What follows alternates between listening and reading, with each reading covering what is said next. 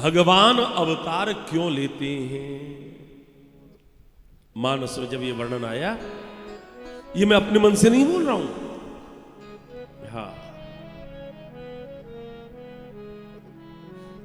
भगवान अवतार क्यों लेते हैं, इस प्रश्न का उत्तर भगवान शंकर के पास में भी नहीं।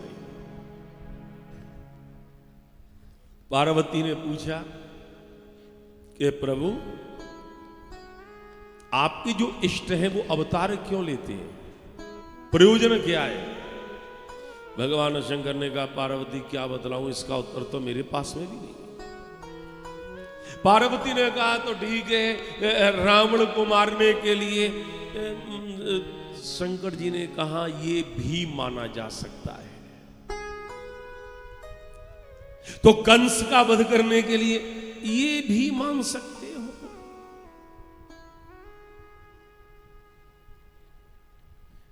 पार्वती ने कहा महाराज ये भी। बोले हाँ, तू जितने कारण बताएगी वो भी हैं, ऐसा नहीं कि वो नहीं है, वो भी हैं, लेकिन ये नहीं कह सकता हूं पार्वती कि ये ही है।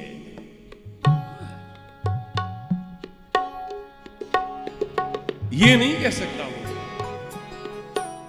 बहुत ज्यादा जब योग्य शिष्य हो तो पूछता गुरुदेव आप बताइए। तो पार्वती ने प्रश्न कर दिया भोलेनाथ एक बात बताइए, मैंने मान लिया इसका कोई उत्तर नहीं है, मैं समझ गई कि शास्त्र में यह अनुत्तरित प्रश्न है, पर मेरे पति का मत क्या है ये तो बता सकते हो, आपका मत क्या है। और उसके पश्चात में पार्वती से जब भगवान शंकर ने कहा, वो कृपया सुन लीजिए, भगवान शंकर ने कहा पार्वती यद्यपि भगवान के अवतार का तो कोई भी एक कारण नहीं है, लेकिन तेने मुझसे पूछा है मेरा मत, तो मेरा तो मत केवल एक ही है। क्या भगवान को जब जहां जिस रूप में अवतार की आवश्यकता पड़ती है परमात्मा तब अवतार लेता है। जहां जिस कारण से है। और एक बात ध्यान रख लीजिएगा,